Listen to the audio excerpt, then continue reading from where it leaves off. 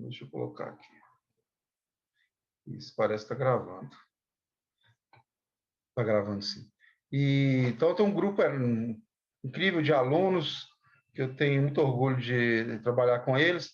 São alunos que vão desde a iniciação científica, né, os alunos da graduação, até os alunos de mestrado, doutorado, e eu tenho atualmente uma supervisão, não é aluno, né? Porque a pessoa já é um doutor, e tem uma supervisão de pós-doutorado. E a gente sempre faz nossas reuniões às sextas, e é sempre uma reunião muito formal, assim, no sentido de cada aluno apresenta o seu projeto. Fica, às vezes, até um pouco maçante, né? Porque a gente debruça, fica ali olhando, esmiuçando questões metodológicas, e às vezes não seria tão interessante essa reunião para quem só quer conhecer sobre temas, né? E aí nós tivemos a ideia de fazer essa reunião aberta, com essas mudanças todas aí que eu falei do lado bom da gente estar em casa e tudo, que a gente consegue abrir para muito mais pessoas, né? Que a gente discute, que a gente estuda. E aí a ideia é essa mesmo, assim, uma vez por mês, a gente ter essa possibilidade de fazer uma reunião aberta mesmo online. Quando a gente voltar no presencial, eu acho que ainda vai ser legal, se essa experiência que for válida mesmo, a gente continuar sempre fazendo ela, pelo menos uma reunião aberta por mês, né? E todo mundo está chegando a primeira vez aí, agradeço o interesse, tá? Eu já tenho combinado já essas reuniões aqui, ó. Hoje a apresentação da Natália Leles Torres, ela é uma aluna de doutorado. Depois, na sequência, a presença do Leonardo Lopes, também um aluno de doutorado. A Natália Leles Torres é do Programa de Ciências em Esporte. O Leonardo é do Programa de Pós-Graduação em Música, né? A Natália ela é professora de Educação Física. O Leonardo é contrabaixista da Orquestra Sinfônica aqui de Minas Gerais. No mês que vem, eu apresento sobre a organização da prática, e a Natália Nogueira, uma aluna também de doutorado, vai falar sobre o papel do sistema dopaminérgico na aprendizagem motora. Eu já combinei com mais duas pessoas, uma é uma doutora, ela já não é mais minha aluna, né? Talvez eu a supervisione daqui a um tempo no pós-doutorado, que é a Lidiane. A professora Lidiane vai falar sobre lateralidade e comportamento motor. Em breve já coloco uma foto dela e já anuncio, né? E o João Roberto, meu aluno de doutorado, ele vai falar sobre o uso de informações proprioceptivas no controle de movimentos manuais. Cada um falando mais ou menos daquilo que ele gosta, daquilo que ele estuda, né? Que ele tem conhecimento, para a gente poder passar um pouquinho dessa experiência deles para a gente. Eu acho que eu vou dar início, então, à apresentação da Natália. A gente pode combinar, sim, mais ou menos como a gente faz nas reuniões de sexta-feira, né? A Natália, ela apresenta, e quem quiser, por exemplo, já ir anotando suas questões, vai lá no chat, manda a pergunta para lá, que eu vou salvando essas perguntas, e a gente, ao final, eu trago essas perguntas para ela, né? E ela vai respondendo. Eu acho que assim vai fluir legal. Então, assim, pessoal que não é do grupo, fica à vontade para poder perguntar, tá? Fica à vontade para poder participar, porque a participação de vocês é essencial. Pode tirar dúvida, questões gerais mesmo, não precisa ser coisas tão específicas do tema que ela estiver discutindo. Sinta-se à vontade, como vocês fazem parte do grupo hoje, tá? Então, vamos dar início, Natália? Vamos sim. Ok, vou colocar no mute aqui.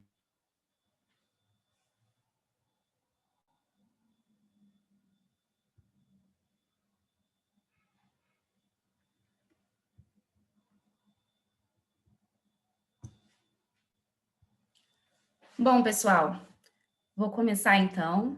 Como foi apresentado, eu sou a Natália Leles Torres, eu sou aluna de doutorado do Programa de Ciências do Esporte da UFMG, faço parte do Núcleo de Neurociências do Movimento, Neuron, e sou orientada pelo professor Guilherme Menezes Lage.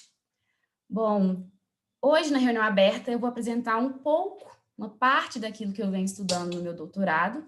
O meu tema de doutorado é a relação entre aprendizagem perceptiva e aprendizagem motora. E hoje eu vou falar sobre aprendizagem perceptiva sem percepção. Vou falar o que é essa abordagem e vou trazer também uma possível aplicação da aprendizagem perceptiva na aprendizagem motora. Bom, eu estruturei a apresentação de hoje do seguinte modo. Eu vou primeiro definir alguns conceitos como percepção e aprendizagem perceptiva. Depois, eu vou falar de duas abordagens da aprendizagem perceptiva visual. Vou falar o que é aprendizagem perceptiva sem percepção. E, por fim, eu vou trazer a possível aplicação da aprendizagem perceptiva na aprendizagem motora.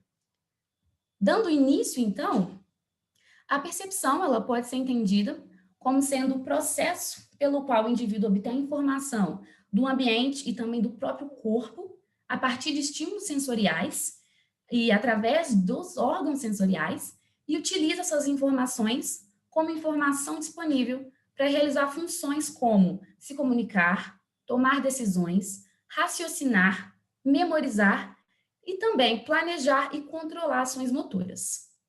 A todo momento, nós estamos recebendo inúmeras informações de diferentes modalidades sensoriais. Agora mesmo, vocês estão assistindo essa apresentação e estão recebendo informações visuais, por exemplo, da tela do computador.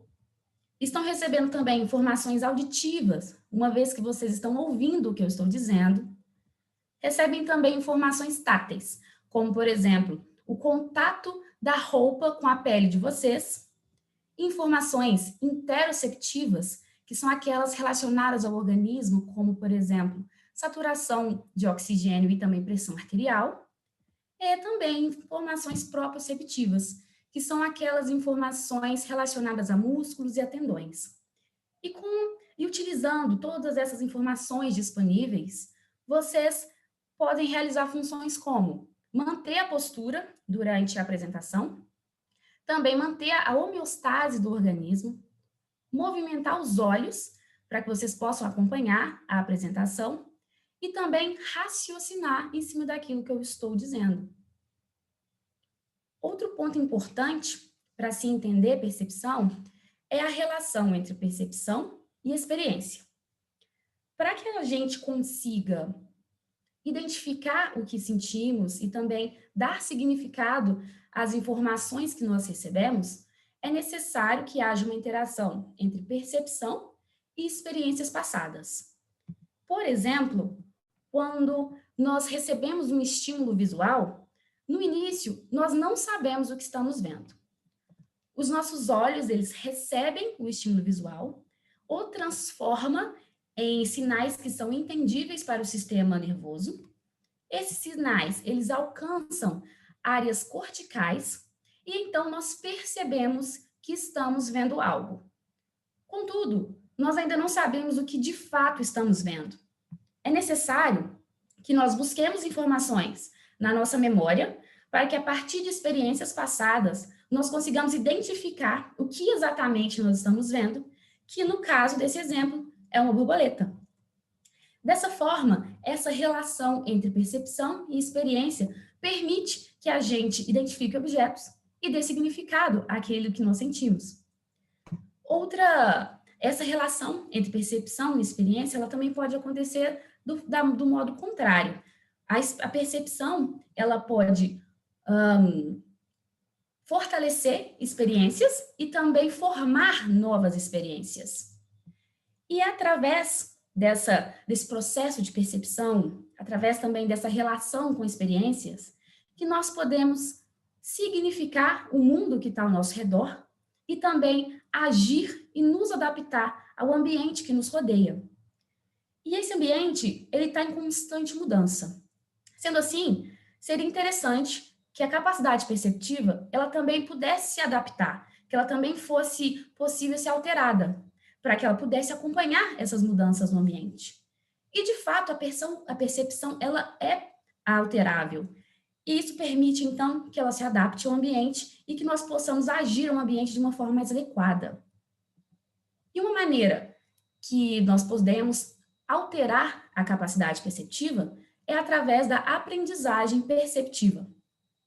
A aprendizagem perceptiva ela pode ser entendida como sendo o aprimoramento da capacidade de compreender as informações sensoriais recebidas, sendo que este aprimoramento ele é permanente ou relativamente permanente, dependente de experiência, adaptável e que leva à melhora da sensibilidade a estímulos fracos ou ambíguos. Ou seja, a identificação de sinais, ela passa a se tornar mais sensível à medida que o indivíduo ele torna-se mais experiente em interpretar estímulos através da prática. Sendo assim, através da aprendizagem perceptiva, nós conseguimos ter uma percepção mais eficiente. E como nós vimos, as informações sensoriais, elas são de diferentes modalidades. E a aprendizagem perceptiva também. É possível, através da aprendizagem perceptiva, aprimorar a percepção de estímulos auditivos, táteis e também visuais. Esses 3 tipos de aprendizagem perceptiva são os mais estudados. E dentro deles, o que ainda é o mais estudado é a aprendizagem perceptiva visual. Inúmeros estudos têm indicado, têm evidenciado o efeito positivo da aprendizagem perceptiva no aprimoramento da capacidade visual, na capacidade perceptiva visual dos indivíduos. E de forma geral, esses resultados, eles têm indicado que, através da aprendizagem perceptiva, foi possível melhorar a percepção da orientação de estímulos, também a identificação do contraste entre o estímulo e o plano de fundo, a identificação de texturas diferentes entre estímulos, a percepção da profundidade de um objeto, a localização espacial de um objeto e também a percepção da direção em que um estímulo se movimenta. E a aprendizagem perceptiva, ela funciona da seguinte maneira. O aprendiz, ele é submetido a sessões de prática, que são normalmente intervaladas em 24 horas, nas quais eles praticam uma tarefa perceptiva que pode, por exemplo, ter a meta de identificar a orientação entre estímulos, ou então identificar a forma de um estímulo em meio a um ruído visual, como aqui nessa segunda figura, ou então detectar o movimento de estímulos. E esses estímulos, eles são apresentados de maneira muito breve, cerca de 10 a 15 milissegundos. Isso é realmente muito rápido. Então, para que o indivíduo seja capaz realmente de perceber numa velocidade tão rápida de apresentação, é necessário que ele pratique muitas sessões, muitas tentativas por sessão. E, além disso, dentro dessas sessões de treino, a dificuldade da percepção do estímulo, ela é variada. E antes e depois das sessões de treino, os indivíduos eles são testados quanto ao seu desempenho na percepção do estímulo. E a aprendizagem perceptiva, ela pode ser utilizada de 2 maneiras. Na primeira delas, na abordagem de aprendizagem perceptiva de características relevantes à meta, o objetivo é aprender as características que são relevantes para o alcance da meta. Sendo assim, imaginem que um indivíduo ele tenha que discriminar qual das 2 linhas está inclinada, ou então identificar a forma do objeto, ou até mesmo identificar se o estímulo ele é um rosto ou uma casa, e perceba que esse estímulo ele tem diferentes dificuldades. Então, para alcançar a meta dessa tarefa, é necessário que ele foque a sua atenção. Uma vez que os estímulos eles são apresentados de maneira bastante breve, como eu acabei de dizer, então eles precisam realmente que haja um foco de atenção nas características que possibilitem que eles alcancem a meta das tarefas. E quando o indivíduo ele foca a sua atenção nessas características, ele ativa o seu sistema atencional. Esse sistema atencional, por sua vez, ele inibe as características que não são relevantes para o alcance da meta e facilita a percepção daquelas características que são relevantes à meta. E essa relação entre supressão e facilitação de percepção de características possibilita que as características relevantes para o alcance da meta sejam aprendidas. Um exemplo, para deixar um pouco mais claro como seria uma tarefa perceptiva dentro dessa abordagem de aprendizagem perceptiva visual, seria como essa aqui do exemplo, que dentro desse círculo, alguns símbolos estão sendo apresentados, e dentro desses símbolos existem algumas letras que fazem parte do nosso alfabeto. Imagine que a meta é identificar quais são as letras do alfabeto que estão sendo apresentadas. Para isso, então, nós temos que focar a nossa atenção nesses símbolos. E quando fazemos isso, ativamos o nosso sistema atencional, que vai inibir as características que não nos ajudam a encontrar as letras e vai facilitar aquelas características que ajudam. E dessa forma, nós vamos perceber mais facilmente quais são as letras e, com a prática, nós vamos aprender a identificar essas letras de forma mais eficiente.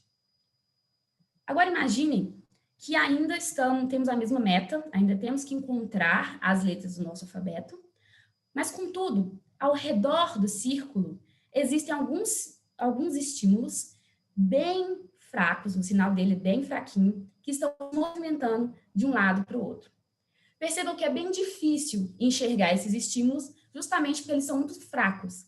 É como se esses estímulos eles fossem invisíveis a nós. E esses estímulos, essa movimentação dos estímulos, ela não é relevante para que a gente encontre as letras do alfabeto. Sendo assim, esses estímulos eles são considerados a característica irrelevante ao alcance da meta. E a outra abordagem da aprendizagem perceptiva justamente trata da aprendizagem dessas características, as características que são irrelevantes ao alcance da meta. Então, dentro dessa abordagem, um estímulo, uma característica relevante que tem um sinal bastante fraco, ela se torna invisível ao sistema atencional. O sistema atencional, portanto, ele não é ativado. E dessa forma, as características irrelevantes, elas não são inibidas. Elas não sendo inibidas, isso possibilita que elas também sejam aprendidas. Aprofundando um pouco mais o entendimento de como um estímulo considerado invisível pode ser sim percebido, nós temos que lembrar que diferentes regiões do cérebro têm diferentes limiares de ativação. Uma região do córtex pré-frontal, que é responsável pelo controle atencional inibitório, ela tem um limiar de ativação alto, o que significa que um estímulo que tem um sinal fraco não consegue alcançar esse limiar de ativação e, portanto, ele não ativa o sistema atencional e, dessa forma, ele não é inibido. Há uma falha em inibir as características irrelevantes à meta da tarefa. Contudo, uma outra região, a região médio-temporal, ela é uma região que é responsável pela detecção e processamento de movimento. E essa região, ela tem um limiar menor de ativação. Isso permite que estímulos que tenham um sinal fraco, eles sim consigam ativar essa área. Sendo assim, ainda que o indivíduo ele não esteja alerta que existe aquele estímulo considerado invisível, alguma parte do cérebro dele sim percebeu esse estímulo. E com a prática, é possível que a percepção desses estímulos ela se torne mais eficiente e o indivíduo sim aprenda esses estímulos, ainda que considerados invisíveis. E essa situação de aprendizagem de informações que o indivíduo não esteja alerta a elas, é o que é chamado de aprendizagem perceptiva sem percepção. Contudo, esse termo, sem percepção, não é o mais adequado, uma vez que, como nós vimos, é possível sim perceber. O que acontece é que o indivíduo não está alerta, a atenção dele não está voltada para esse estímulo. Então, o termo mais correto seria aprendizagem perceptiva sem estar alerta. E é dessa forma que eu vou tratar essa abordagem daqui para frente.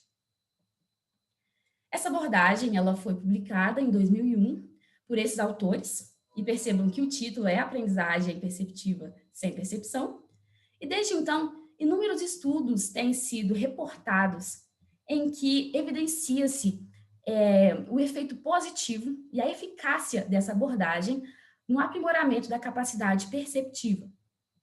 Além disso, estudos mais recentes também indicaram que essa abordagem ela é eficaz em diferentes faixas etárias. tanto idosos quanto crianças podem se beneficiar dessa abordagem. É possível, então, que em diferentes faixas etárias aconteça a aprendizagem de características irrelevantes da meta.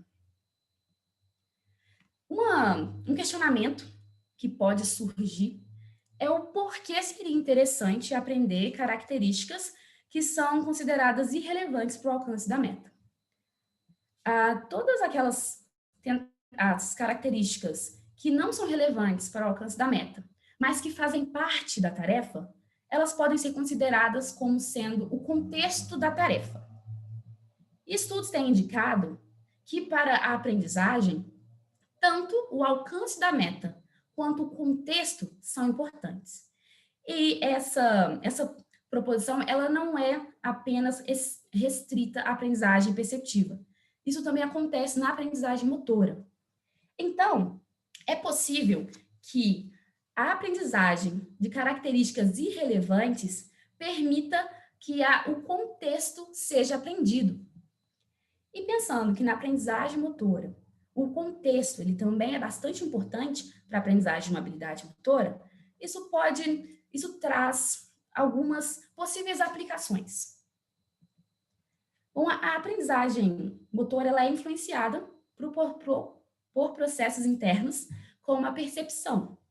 Então, pode ser que a alteração da percepção também altere a aprendizagem motora.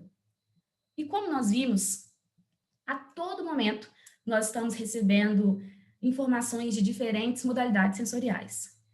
E na aprendizagem motora não é diferente. Para se executar uma habilidade motora, nós recebemos informações como, por exemplo, informações visuais, quando nós vemos a demonstração daquilo que vamos ter que realizar. Informações auditivas também, quando ouvimos as instruções para a realização da habilidade.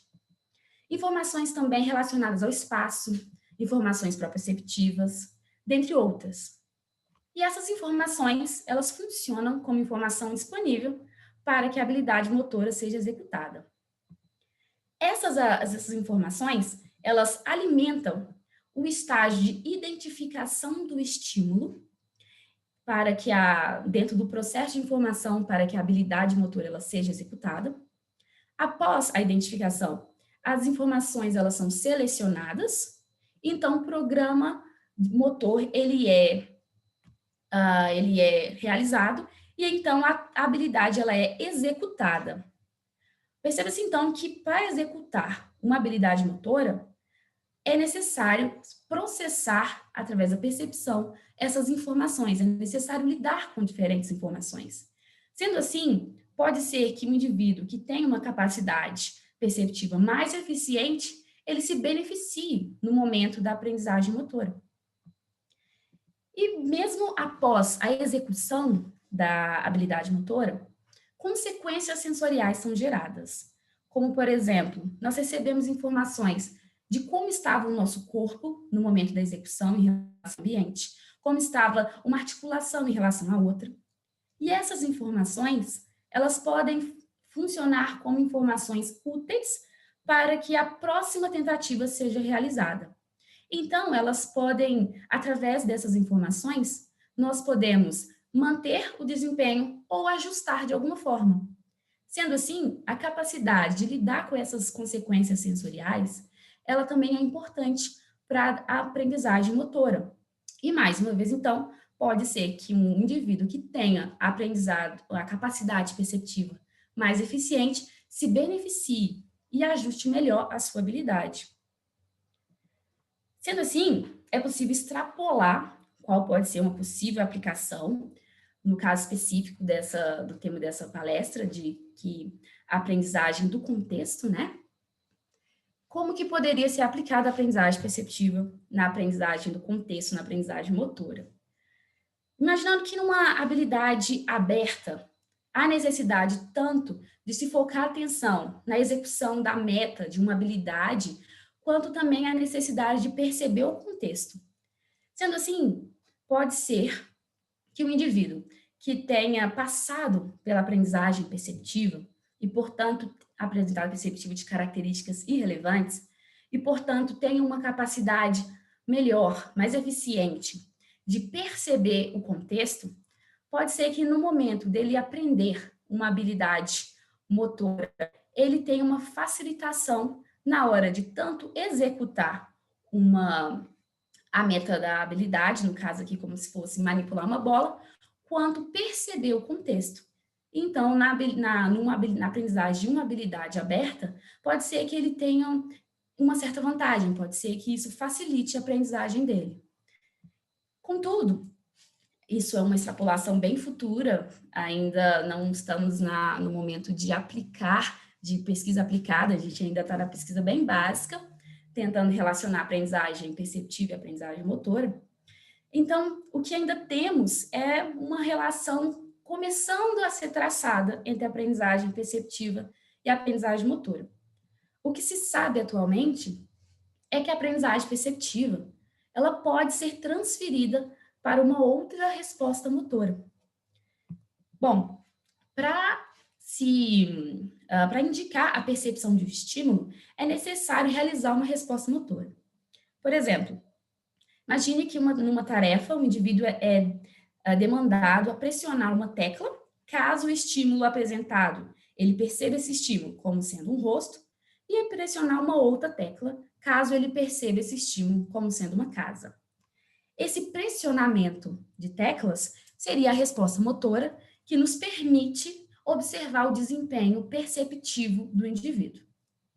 Com base nessa ideia, esse estudo, em 2019, visou investigar se o aprimoramento perceptivo utilizando uma resposta motora poderia ser transferido para uma outra resposta motora.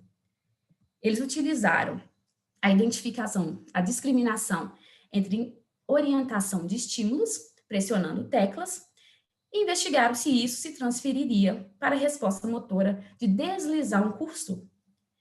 E eles encontraram que sim, é possível a aprendizagem perceptiva ser transferida para uma outra resposta motora, desde que a demanda visual entre as respostas motoras seja semelhante.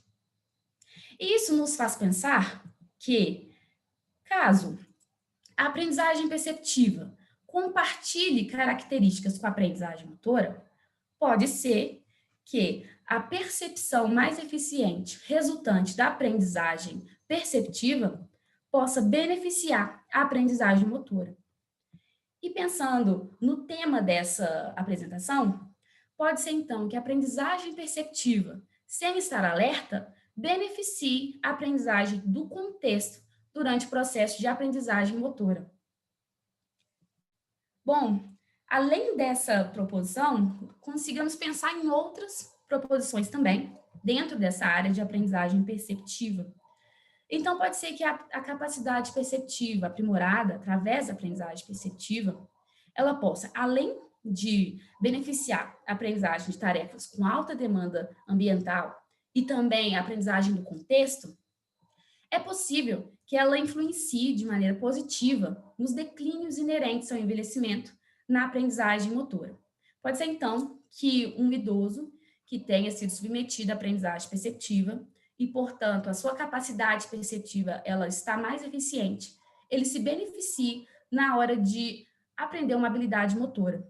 E como vimos brevemente, há indícios na literatura de um efeito positivo da aprendizagem perceptiva na capacidade perceptiva de idosos. Além disso, também há evidências, que eu mostrei brevemente, sobre a influência positiva na capacidade perceptiva de crianças. E assim também poderia ter uma influência na aprendizagem motora de crianças. E, sendo assim, ainda é um caminho muito amplo entre essa relação aprendizagem perceptiva e aprendizagem motora, mas que também é um caminho muito interessante para ser investigado com aplicações potenciais muito interessantes. Dessa forma, o que eu posso dizer é que existe sim uma relação em potencial entre aprendizagem perceptiva e aprendizagem motora. Ainda, como eu disse, um caminho está sendo trilhado, mas, como nós vimos, a percepção ela é bastante importante para a aprendizagem motora, e caso nós consigamos aprimorá-la, isso pode beneficiar bastante na aprendizagem motora. Dessa forma, concluindo a apresentação de hoje, nós podemos ver que a capacidade perceptiva, ela pode ser aprimorada? A aprendizagem perceptiva, sem estar alerta, ela possibilita a aprendizagem do contexto? Há indícios de uma potencial relação entre aprendizagem perceptiva e aprendizagem motora, e também há potencial para a aprendizagem perceptiva sem estar alerta beneficiar a aprendizagem do contexto durante o processo de aprendizagem motora. Bom, esse é um dos temas, então, que nós discutimos normalmente nas nossas reuniões aqui do Neuro. Tem uns outros muito diferentes temas, todos muito interessantes. Espero que vocês tenham se interessado por esse e continuem participando dos outros para verem também. Eu agradeço a oportunidade de compartilhar conhecimento, é sempre bom. Deixo aqui meu e-mail e estou aberta a qualquer esclarecimento. Obrigada. Ok, obrigado, Natália. Excelente apresentação, né? Como nós combinamos, nós estamos acertando ainda a primeira vez que a gente faz a reunião aberta, não é algo direcionado específico ao seu projeto de doutorado, mas que aborde o tema, né? E você abordou de uma forma muito, muito interessante. Normalmente a gente abre as questões, né? Então, assim, o pessoal que estiver participando, mesmo não seja do grupo, fique à vontade para tirar alguma dúvida, questionar alguma coisa em relação ao que a Natália apresentou, se tiver alguma curiosidade, ou quiser até mesmo trazer um elemento a mais, fique à vontade, tá? Então, estou vendo aqui o Mauro está parabenizando sua... Você está vendo o chat aí, Natália?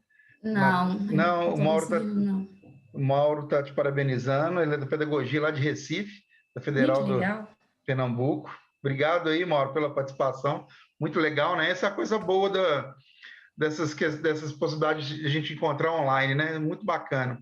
Coisa que a gente ficava com possibilidades restritas de interação, hoje a gente tem um mundo aí. Obrigado pela participação. Quem quiser perguntar, tá? Já tem uma pergunta aqui que é da Paula. Não, desculpa, é a Bárbara. É porque está de Paula Ferreira Bárbara. De Paula.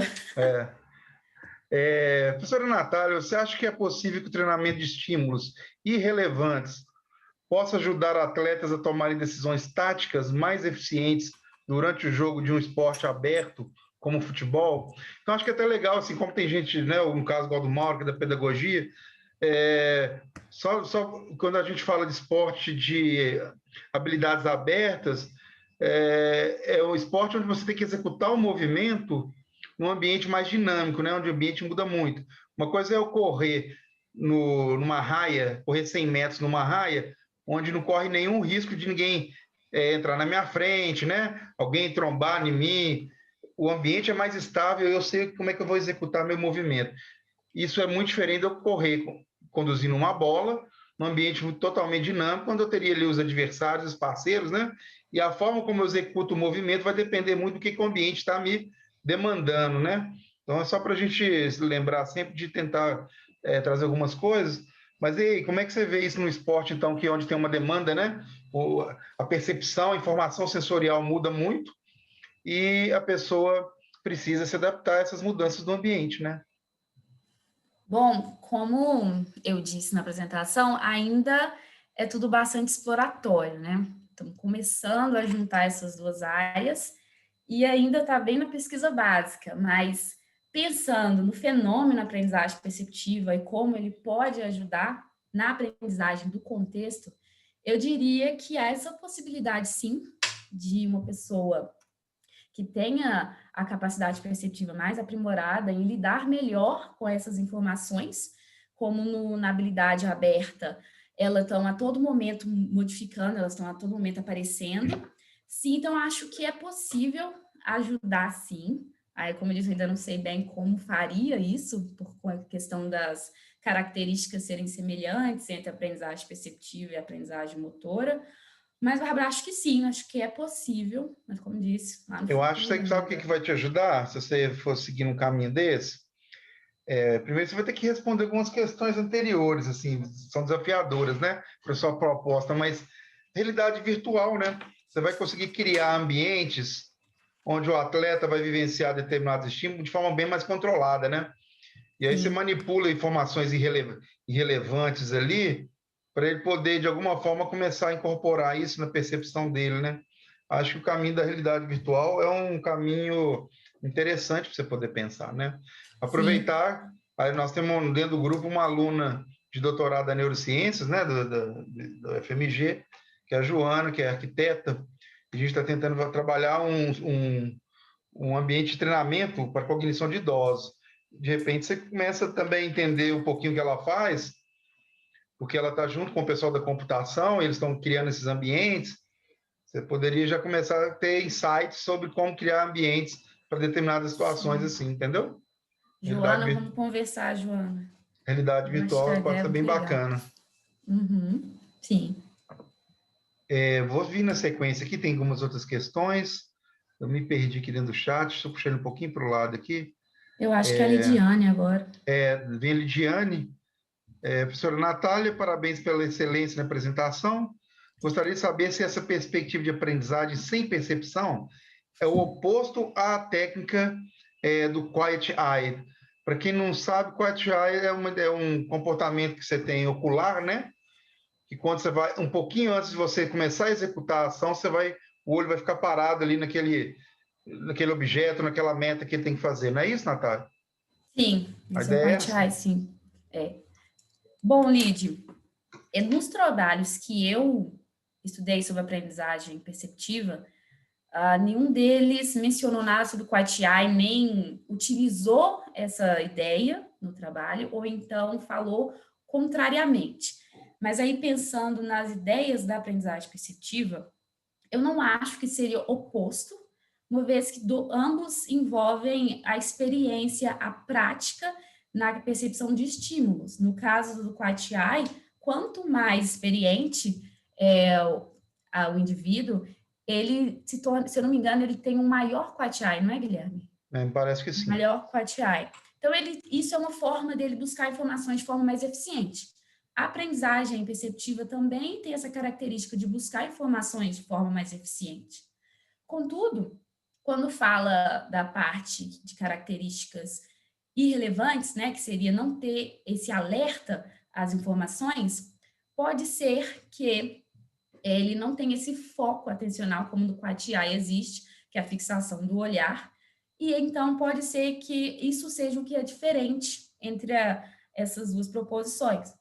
Contudo, não sei dizer se o Quiet Eye, seria, como posso dizer, isso seria uma melhoria tão automática que ele perceberia também que ele está focando a atenção tanto. Sabe, diria dizer, Guilherme, se ele é consciente, esse foco de atenção do Quiet Eye? Parece que eu também não sou especialista nisso, né? Eu acho que não. Eu acho que a hipótese que eu levantaria é o seguinte: você consegue treinar a percepção primeiro da pessoa, e essa percepção acaba impactando positivamente na ação motora, né? Na forma como é que ele executa, ou seja, gera aprendizagem motora. E o Quiet Eye é uma das características, né, de quem está avançado na aprendizagem, deve melhorar e também aumentar o tempo de fixação pelo processo que ele aprendeu antes, né? Então deve ter uma Sim. relação mais positiva, assim, à medida que você aprende a usar informações perceptivas tanto mais relevantes quanto irrelevantes, maior deve ser o seu Quiet Eye nas tarefas que demandam isso, tipo, o cara está preparando para fazer o punch do golfe, uma tacada do golfe, né? Uma rebatida, talvez seja uma relação mais positiva. Melhora a percepção, aumenta o Quiet Eye, que melhora a capacidade da pessoa buscar informação no ambiente para controlar o movimento, né? Isso talvez seja uma forma até de avaliar a aprendizagem perceptiva. Como aqui a gente está mais aberto, né? Assim, tudo aqui é proposição, porque a Natália mostrou um estudo que viu relação de treinamento perceptivo com resposta motora, né? Então, assim, ainda existe um mundo de coisas para serem feitas ainda, né? Tudo isso aqui é extrapolação mesmo. O João parabeniza, e a Paula Walker, professor Natália, existem intervenções de aprendizagem perceptiva em populações, ela colocou típicas, mas eu acho que ela queria falar atípicas, como no TDAH. Aí eu queria até te perguntar também, eu falei assim, depois eu vou te dar uma desafiadinha, assim, por qual dessa importância toda do treinamento perceptivo antes do treinamento motor, se já não é melhor a gente ir para o treinamento motor, né? Mas aí eu já vou acabar dando um spoilerzinho do que eu responderia, assim, em populações que apresentam dificuldade de aprendizagem, por ter alterações perceptivas, como no caso do TEA, por exemplo, no TDC, transtorno de desenvolvimento da coordenação, né? Existe problemas de capacidade senso perceptiva mesmo deles, se seria um bom caminho para investir nisso. E a Paula está perguntando se você conhece intervenções mesmo. Isso é bem legal, muito interessante a pergunta. Bom, até então, o que eu vi de populações consideradas atípicas não estava dentro desses transtornos de desenvolvimento, estava dentro de questões mais visuais. Pessoas que têm, como é o nome? Ambliopia, alguma coisa, tipo miopia, assim, melhora consideravelmente a aprendizagem perceptiva. E daí também, aí já pensando um pouco no envelhecimento, que talvez tenha essa questão de declínios, funções que não estão funcionando tão bem, também tem essa melhoria através da aprendizagem perceptiva, né, na capacidade perceptiva. Então, assim, não vi estudos, mas acho que seria interessante investigar. Deve ter muito. Eu acho sim, igual eu te falei, primeiro, não sei se vou querer resposta ainda, deixa ela para o final, se sobrar tempo, se é realmente importante treinar antes a percepção, ou se já vale a pena treinar a habilidade motora mesmo, né? Mas em casos de populações onde você teria problemas senso-perceptivos, eu acho que pode ser um caminho muito interessante, né? E no caso do TDC mesmo, a TO, por exemplo, ela trabalha com toda essa estimulação, né? Que da parte sensório perceptiva das crianças. E quem Uhum. sabe um estudo que utilize essa perspectiva de, opa, vamos treinar a primeira parte perceptiva, que é onde eles têm mais dificuldade, e depois a gente tenta transferir isso para a parte motora, pode ser um caminho super interessante de estudo, que é uma abordagem também que ninguém nunca fez com TDC. Isso eu tenho, acho que fico relativamente tranquilo para poder, dentro dessa perspectiva sua, acho que ninguém nunca investigou, né? Eu achei essa ideia bem legal. Com TDAH também, ainda também não vi nada. Mas a questão é interessante, tá, Paulo? O Douglas traz uma questão interessante aqui, ele parabeniza, né? Você, o grupo, a mim. E ele fala o seguinte, uma pergunta interessante. Na aprendizagem perceptiva, também existe uma proposição de fases, como na aprendizagem motora? Bom, eu não vi proposição de fases ainda. Eles, o máximo que dividem o experimento no início e o final e observam as mudanças, mas não denominaram, não tem nenhum modelo teórico falando sobre fases ainda. É interessante nessa questão, assim, eu sempre coloco lá no meu, quem acompanha lá no Instagram, o neuro, eu tive que dividir, né, o nome de neuro para neurociência do movimento, né? Isso foi uma sugestão do Fernando Provetti, que ele tem o Instagram dele, que é Coordenação Motor Infantil. Ele tem experiência vasta nisso, né? Tem 100 mil, mais 110 mil seguidores. Aí ele falou, nossa, ninguém sabe o que é neuro, você devia deixar mais claro o que é isso. Aí eu mudei o nome lá de Neurociência do Movimento. Quem acompanha, eu sempre coloco muitas postagens falando assim que o único jeito da gente pôr para fora, externalizar, né? Toda a nossa vida mental é via movimento. Então, assim, todo o seu lado, todo o seu lado afetivo, toda a sua cognição só vai aparecer no ambiente via sistema motor, né? Via movimento, não tem jeito. A questão que o Douglas traz é interessante, que é o seguinte, é difícil medir períodos de graus de aprendizagem da percepção, né? Porque acaba que cai no sistema motor, você teria que ver alguma coisa Sim. motor acontecendo. Essa relação é difícil você ver assim, ó, estágios cognitivos, né, assim, de mudança cognitiva. Você vai ter que criar alguma saída motora, um sistema motor, para você poder ver aquela mudança da questão cognitiva. É mais ou menos o que o pessoal faz, assim, vou fazer uma crítica de leve, acho que o Lucas está aqui, o pessoal do SECA, assim, a gente estuda a parte tática, a parte decisional, mas você só consegue observá-la mesmo de forma clara, que não seja indireta, tipo, você para um vídeo e pede para a pessoa, o que você faria, né? Mas a melhor forma de você ver realmente a capacidade estática e decisional de alguém era mandando a pessoa fazer o movimento, né? Então, assim, a capacidade dele executar o movimento também vai acabar impactando na forma como é que você interpreta o que ele decidiu. É difícil, Douglas. A sua pergunta é muito legal, mas é muito difícil mesmo, né? Você pegar assim, o momento eu estou no estágio perceptivo tal, agora eu avancei, estou nesse, agora estou nesse, e aí a gente dá nome para esses estágios, né? Como foi muito bem colocado na época por Fitch-Posner, para falar dos estágios da aprendizagem. E é difícil medir percepção, é difícil medir cognição, porque tudo precisa de movimento, né? É mais fácil a gente caracterizar as mudanças no movimento, e aí você fala, está no estágio cognitivo, está no estágio associativo, está no estágio autônomo, né? Mas a pergunta é bem legal. É difícil, né, caracterizar esses processos internos. A gente depende sempre de movimento. Muito boa. Paulo te agradeceu. Isabela.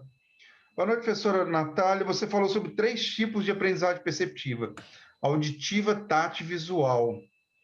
Pensando que a sinestesia também é importante para a produção do movimento, você já encontrou algum estudo que trate de uma possível aprendizagem sinestésica?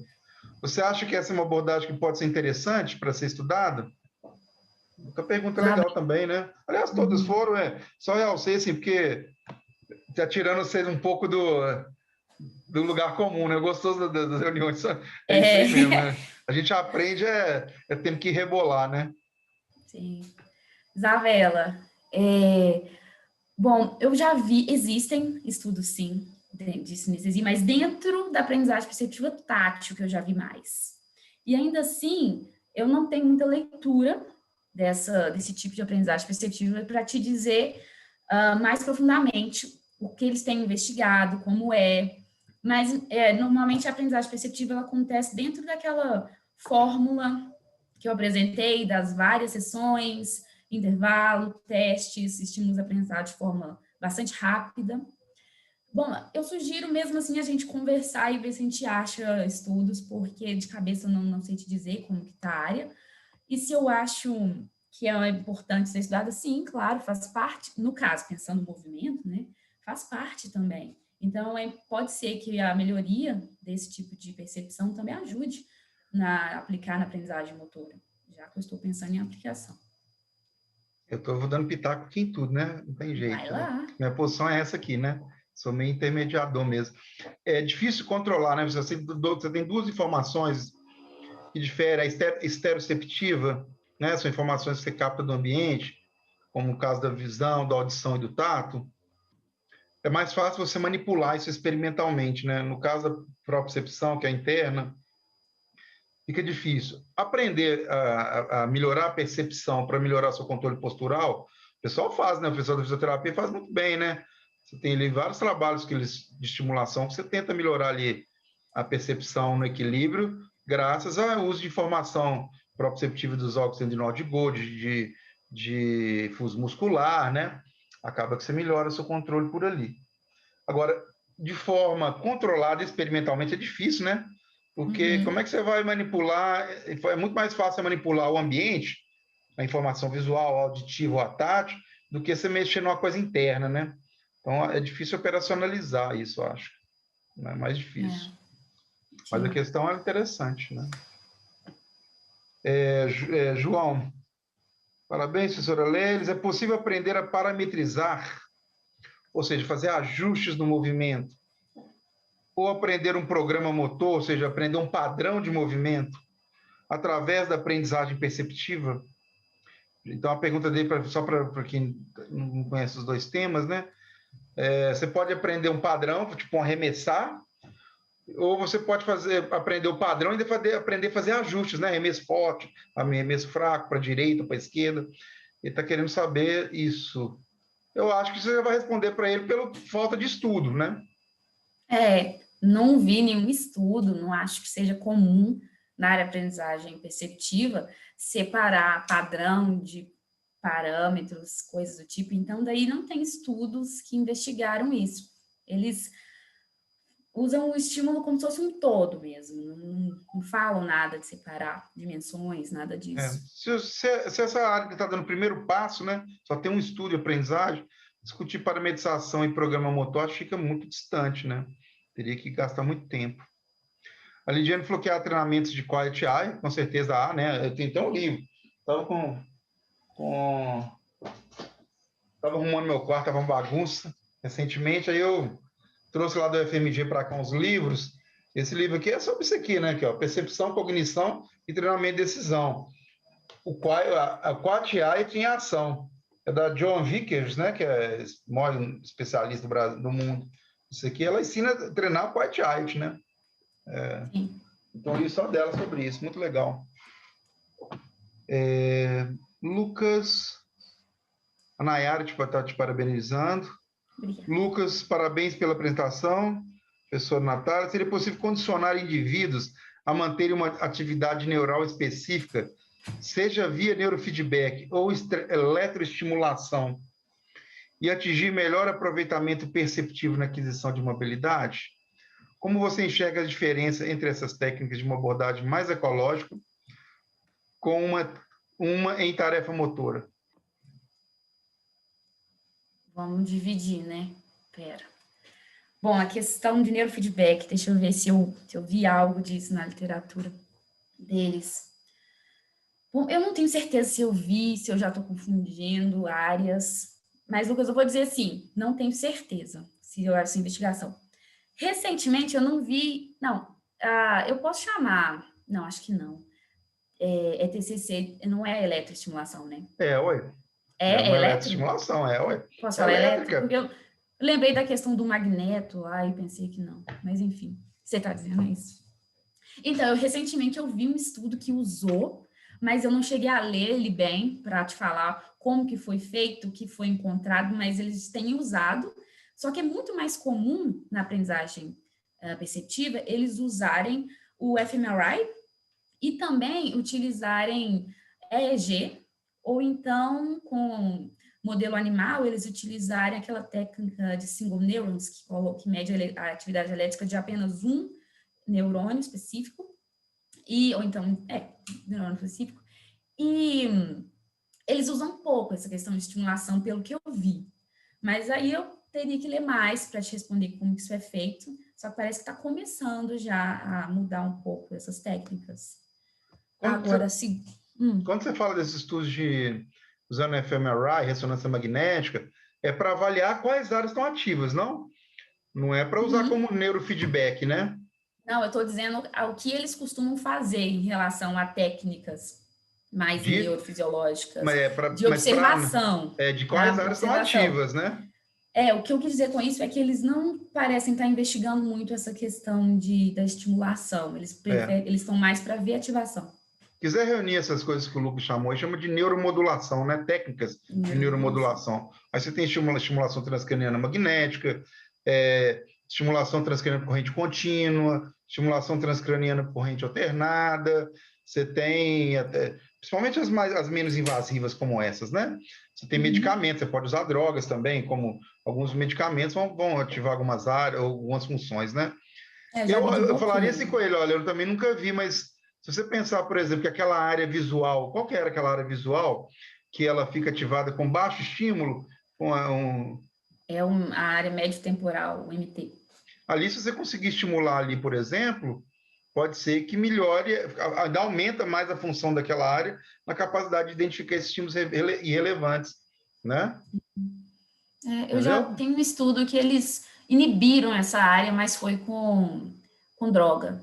E aí viu que influencia. Às vezes vão usando modelo animal, mas assim, é difícil perceber se é modelo animal. Mas se você colocar um ETCC aqui, por exemplo, nessa área mais visual aí, se você conseguir estimular ela, talvez essa função de capturar, né, de jogar para o processamento essa informação que aparentemente ela é invisível, pode ser facilitado, né? Tá. Mas tudo aí está andando, né? São coisas muito iniciais, né? Sim, agora a segunda pergunta, deixa eu ver. Como diferenças técnicas entre abordagem ecológica como uma tarefa motora. Você pensa assim, como que poderia utilizar, pensando na aplicação na aprendizagem motora? Eu não entendi essa pergunta, né? Então fiquei com uma certa dificuldade. Se o Lucas quiser refazer, tá? Enquanto isso, eu vou passando para frente, Lucas. Se quiser refazer, fica melhor. O Douglas falou que ele entendeu, agradeceu.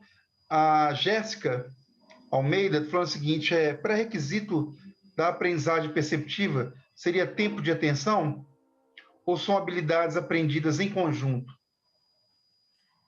Eu estou na dúvida do que seria o tempo de atenção para ela. Deixa eu ver se eu consigo ver de outra forma. Seria quanto... Jéssica, seria direcionamento da atenção? Você deveria aprender primeiro a atenção para melhorar a percepção? Para gerar aprendizagem perceptiva? Só dar uma acertadinha. O Lucas também, ela falou isso mesmo. Ela falou isso mesmo. Então, assim, você tem que aprender a usar a primeira atenção para depois você ter os benefícios da aprendizagem perceptiva, ou tudo está em conjunto? Bom, eu posso dizer que estaria mais dentro de um conjunto, uma vez que essa aprendizagem perceptiva sem percepção, ela não demandaria tanto de atenção, né? Acontece que o indivíduo não está alerta àquelas características e ainda assim eles a percebem. Então, não é tão... Pode haver, a atenção ela influencia, mas há essa abordagem que ela não influencia, que ela não é necessária, digamos assim, mandatória para que aconteça a aprendizagem. Então, seria como se fosse um... Desculpa, Natália. No caso de aprendizagem de estímulos relevantes, então seria essencial. Sim, essencial. E no caso dos estímulos irrelevantes, não seria essencial? Não, não seria. Na verdade, ela precisa até ser suprimida, né? Para esses estímulos irrelevantes, né? Exatamente. Quando a gente fala percepção, é um construto, né? Um conceito tão amplo que, assim, é quase inseparável da atenção, né? Você gerar percepção, pelo menos de estímulos relevantes, você precisa de atenção seletiva, né? Ela tem que estar presente para que a percepção ocorra, né? O mais interessante da sua questão é que você traz um negócio meio diferente, assim, que ninguém discute muito, não está muito nos livros textos, que é você aprender alguma coisa que não era relevante, né? E aí a atenção seletiva, ela, na verdade, ela não participa desse processo, né? E gera aprendizagem, né? É muito interessante isso, né? Você fala, nossa, eu não vi esse estímulo, mas você aprende ele assim mesmo. Muito legal. Jéssica, se ficou legal, depois você dá um ok para a gente, tá? Senão você traz mais informação. O Lucas não complementou, Natália, mas eu acho assim, também com o avançar do tempo, eu vou te fazer só aquela pergunta mesmo. Há duas coisas, assim. Você falou que a Natália apresenta os trabalhos ali do Takeo, o Watanabe, ele agora é oficialmente o orientador dela de doutorado. E aí ele fala que existe aprendizagem perceptiva sem percepção. Mas você não gosta desse conceito. Você falou que não pode ser sem percepção porque você aprendeu. Mas, assim, percepção não ocorre só com processos conscientes. Mas aí tem níveis de consciência, né? Pode ser que você não... A consciência tem níveis diferentes, que é difícil também de se medir. E tem essa questão que a gente estava falando da atenção, que é ela estando participando ou não. É muito complicado isso, eu ainda estou aprendendo a entender. Mas pode haver consciência com atenção, consciência sem atenção, sem consciência. Se eu não me engano, são 4 formas de relacionar isso, então é difícil. Mas a questão não é porque aquilo está consciente que você está alerta que está acontecendo. Tem que aprofundar nisso aí, dar uma certa... É bem complicado. E outra coisa, para que treinar a percepção antes, para depois gerar aprendizagem? Se você treinando, não seria melhor já treinar a própria parte motora para gerar aprendizagem motora sem a percepção antes? Eu acho que essa proposta sua, você vai ser desafiada várias vezes com essa questão. Fala assim, poxa, mas para que treinar a percepção antes? Você vai ter que ter uma justificativa muito boa para isso. Uma delas, eu acho que é a questão de quem tem dificuldade de aprendizagem por questões de ciências perceptivas. Já seria um caminho. Mas, por exemplo, nos esportes, né, qual seria uma vantagem disso? Eu vejo que treinar a aprendizagem, a percepção antes, ela meio que garante que você está realmente melhorando a percepção, você isola aquilo, para aí sim você conseguir ver o efeito disso na aprendizagem motora. Eu acho que é uma forma de se ver essa questão da relação da aprendizagem perceptiva e aprendizagem motora. Então, você está querendo falar que é só aprendizagem de mecanismos, você quer entender os mecanismos que estão por trás da aprendizagem motora. Não sei dizer se eu estou querendo ver os mecanismos. O que eu posso dizer é que, usando dessa forma, para mim fica mais claro eu conseguir ver o efeito da melhoria da percepção na aprendizagem motora. Eu consigo dizer que foi através da aprendizagem perceptiva. Ainda continuo achando então, que é mecanismos. Você está tentando entender os mecanismos que estão por trás da aprendizagem. Entendo. Como que você aprender questões perceptivas vão acabar influenciando. Eu fico imaginando assim, ó, no caso dos idosos, por exemplo, que tem problemas de queda, essas coisas, se você treina eles num aspecto perceptivo que vai favorecer a melhora da resposta motora, diminuindo o risco das quedas, por exemplo, você já está botando ele num ambiente muito mais seguro, não é isso? Quando ele vai para a prática motora, ele está numa condição muito mais segura. Então, para o esporte também, outros esportes que tenham condições, situações onde você se coloca em... Imagina você aprendendo a fazer um giro numa barra, num cavalo, né? Lá no ginástica. Então, você aprender esses elementos perceptivos primeiro vai te trazer mais segurança e otimização para o processo. Aí você acelera esse processo de aprendizagem com mais segurança ainda. Não sei, algumas coisas você vai ter que pensar. Porque, assim, para o pessoal que está aqui, nossas questões são muito pesquisas básicas, né? A gente quer entender os mecanismos. Futuramente, isso pode ser usado na pedagogia como elementos para ensino de habilidades, né? Mas sempre vão te desafiar, assim, eu acho. Então, é coisas para você poder pensar, né? Sim, achei bastante interessante essas duas ideias. Eu vou incorporar. Só para a gente fechar, o Lucas falou sobre o Aware, né? Se o neurofeedback é deixar mais atento. A Jéssica falou, é porque sabemos que o repertório antecedente, atenção, tempo de atenção para várias aprendizagens motoras, deve ser o tempo de reação, não sei se ela pode tratar também do tempo de reação. Então, fiquei nessa dúvida, se a aprendizagem perceptiva engloba também atenção, mas ela falou que entendeu. Obrigado pela participação, boa. Jéssica. E o Lucas colocou, se o treinamento perceptivo é uma tarefa real, traria mais benefício que uma estimulação elétrica. Normalmente, a prática é o melhor elemento que tem, né? Então, acho que praticar seria mais interessante do que você... Aliás, se você só estimular a atividade elétrica uma área cerebral da pessoa sem prática, não vai dar nada, né? O efeito não é visível.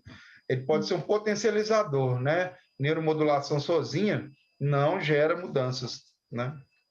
Natália, obrigado. Vou passar para o Leonardo agora, né? Que tem a apresentação dele ainda. Obrigadão, parabéns aí pela apresentação. Léo, vamos nessa? Vamos. Posso compartilhar? Fique à vontade.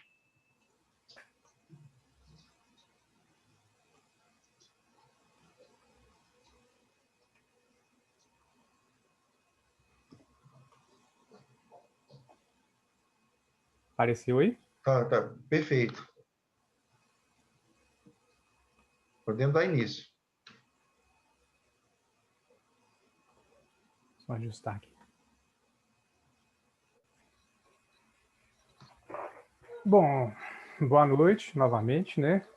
Meu nome é Leonardo Lopes, doutorando no programa de pós-graduação em música do FMG, sob a orientação do professor doutor Guilherme Lage e com a orientação do professor doutor Fausto Borém, membro do Grupo Neuron. E hoje eu vou falar um pouco sobre o construto Mental Workload e como ele se relaciona com a performance de modo geral.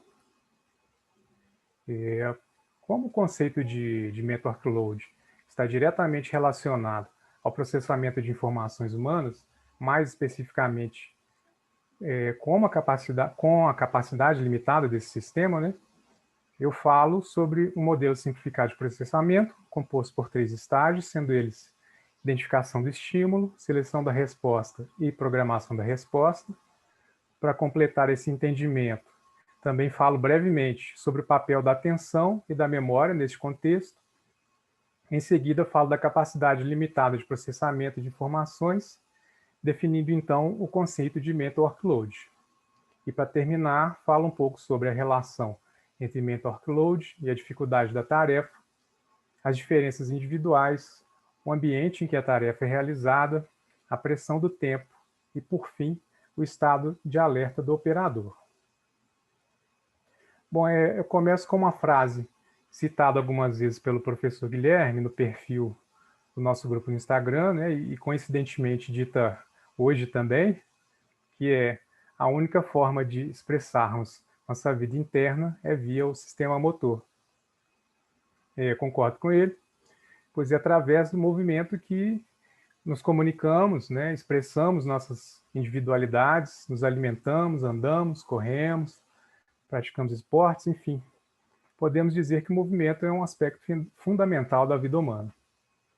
Além disso, o movimento é de particular interesse para profissionais da áreas como música, dança e práticas esportivas que buscam constantemente o refinamento de habilidades motoras complexas. Para essas áreas, a compreensão de princípios internos, de processos internos, né, que regem o movimento humano, é de particular interesse, pois a compreensão desses princípios pode ajudar na busca por uma performance mais consistente, com menos erros e um controle maior da variabilidade dos movimentos corporais. Para a área do comportamento motor, a performance de uma ação motora envolve uma variedade de atividades que demandam habilidades cognitivo-motoras e capacidades perceptomotoras. Essas atividades dependem do processamento de informações provenientes de diversas funções cognitivas, como a percepção de estímulos provenientes do ambiente e do próprio corpo, da atenção e do uso de diferentes tipos de memória. O processamento dessas informações pode ser simplificado por um modelo de integração sensório-motor composto por 3 estágios distintos, organizados entre os estímulos e a resposta motora. Identificação do estímulo, onde as informações sensoriais são percebidas. Seleção da resposta, onde há uma decisão sobre qual ação deverá ser realizada. E programação da resposta, no qual todo o sistema motor é organizado para efetiva ação motora. No primeiro estágio, estímulos provenientes do ambiente externo e do próprio organismo são captados pelo indivíduo através de diferentes tipos de receptores sensoriais. Os estímulos do ambiente interno são captados por 2 tipos de receptores: os interoceptores e os proprioceptores. Basicamente, os interoceptores informam sobre as condições internas do corpo, como por exemplo a dor e a fome, enquanto os proprioceptores informam sobre a posição e o deslocamento de partes do corpo em relação ao eixo da coluna vertebral. De outro modo, as informações do ambiente externo são captadas pelos esteroceptores. Eles são um conjunto de receptores responsáveis pelos 5 sentidos do corpo humano. Então, tomando como exemplo um rebatedor de beisebol, na hora do arremesso da bola, né, pelo adversário, o jogador deve analisar informações a partir de uma variedade de fontes, como os movimentos corporais do arremessador, que pode ser um indicativo, né, de como ele vai lançar a bola, direção e velocidade da bola, contato da roupa na pele, sua postura corporal, peso, tamanho e posição do bastão, ruídos como o barulho da torcida e orientação do treinador, entre outros. Porém, para que tenha sucesso, ele deve ser capaz de perceber as informações apropriadas com rapidez e precisão, organizando-as de forma eficiente, para produzir uma resposta motora adequada, no caso, rebater a bola para longe dos adversários. Dessa forma, segundo Schmidt e Risberg, podemos dizer que o sucesso na performance habilidosa depende de quão eficazmente o participante detecta, percebe e utiliza a informação sensorial relevante, pois se o rebatedor escolher focar nos estímulos pouco relevantes para sua tarefa, é bem provável que ele não obtenha sucesso. No segundo estágio, a percepção dos estímulos dá início a uma série de atividades cognitivas que são responsáveis pelas várias formas possíveis de movimento. Então, as informações adquiridas são utilizadas de forma consciente pelo rebatedor para decidir qual resposta deve ser dada. Inclusive, não rebater a bola seria uma opção, né? A atenção, nesse estágio, desempenha o papel de intermediar a transformação dos sinais sensoriais em informação que possa ser compreendida pelo indivíduo a partir de conhecimentos já armazenados na memória através da prática. Dessa forma, tendo informações suficientes sobre a natureza do ambiente, o rebatedor decide qual a resposta motora apropriada.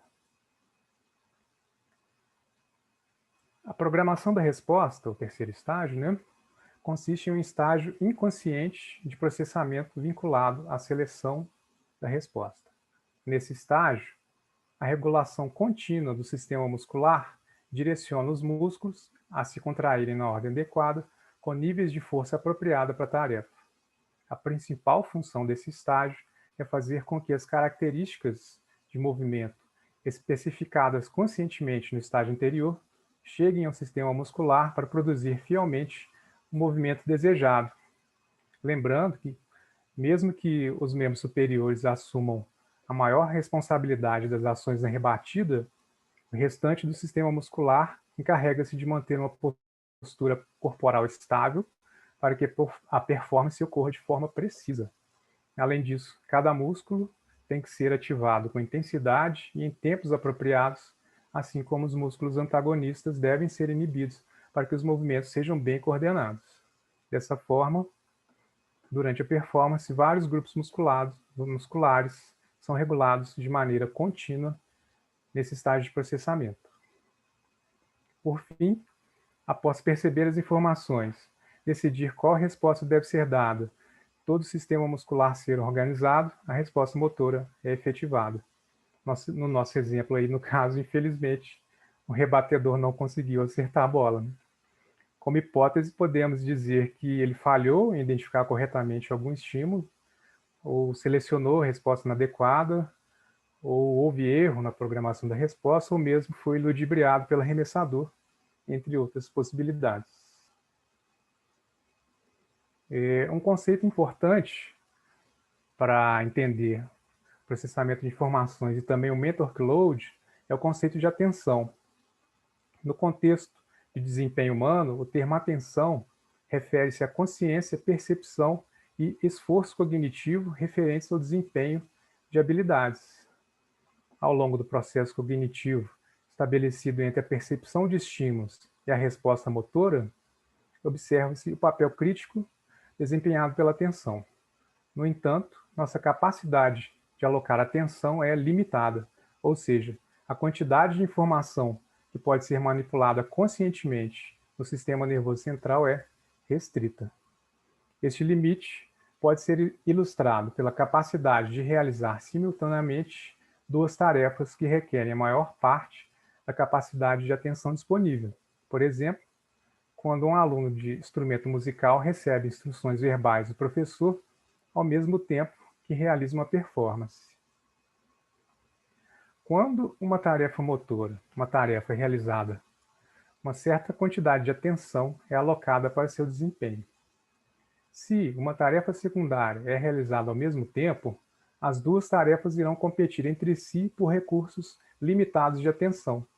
Se os recursos de atenção remanescentes forem suficientes para a realização da tarefa secundária, nenhuma das duas tarefas irão sofrer interferência. Porém, quando a necessidade combinada de recursos excede a quantidade total de capacidade de atenção disponível, uma tarefa irá interferir no desempenho da outra. No exemplo da aula de instrumento, o resultado esperado então seria prejuízo no desempenho do aluno ou na compreensão das informações, ou prejuízo em ambas as tarefas, ou uma das duas tarefas seria impedida de ocorrer completamente, enquanto a outra estivesse em andamento.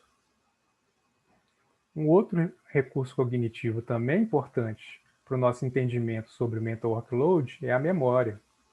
Segundo McGill e Anderson, 2016, estudos da área de psicologia cognitiva e da neurofisiologia apontam evidências de que o sistema de memória compreende pelo menos dois componentes, definidos por suas funções distintas. São eles a memória de trabalho e a memória de longo prazo. A memória de trabalho é um sistema funcional onde as informações recém-percebidas são integradas com informações recuperadas a partir da memória de longo prazo para viabilizar o processamento consciente, a tomada de decisão e a realização de uma ação motora. Trata-se de um espaço de trabalho com capacidade limitada e de breve duração, que fornece uma conexão entre a percepção de estímulos, a memória de longo prazo e a efetiva ação motora. Já a memória de longo prazo é um sistema de memória que serve como um repositório permanente para o armazenamento e obtenção de informações sobre eventos passados específicos. Ela é capaz de armazenar uma grande quantidade de informações em um estado relativamente permanente. Por fim, chegamos a um modelo de processamento de informação mais complexo do que vimos a princípio. Podemos observar agora uma via de feedback, né, fechando o circuito e servindo como estímulo para uma nova tentativa. A integração do sistema de memórias de trabalho de longa duração e a distribuição de recursos atencionais aí para quase todo o sistema. Voltando à nossa ideia inicial, né, muito do que se entende sobre o conceito de mental workload foi influenciado por modelos de processamento de informações como o que acabamos de ver. Eles são caracterizados por uma capacidade limitada de processamento, onde geralmente o desempenho se deteriora na medida em que as demandas das tarefas excedem essa capacidade. O mental workload pode então ser concebido em termos da relação entre os recursos fornecidos a esses vários processos e as demandas da tarefa, como ilustrado pela figura 2. O eixo vertical à esquerda indica os recursos sendo usados pela tarefa e o nível máximo de recursos disponíveis, representado pela seta vermelha. O eixo vertical à direita indica a qualidade da performance. A linha verde pontilhada representa a performance da tarefa, enquanto a linha azul representa os recursos sendo alocados pela tarefa.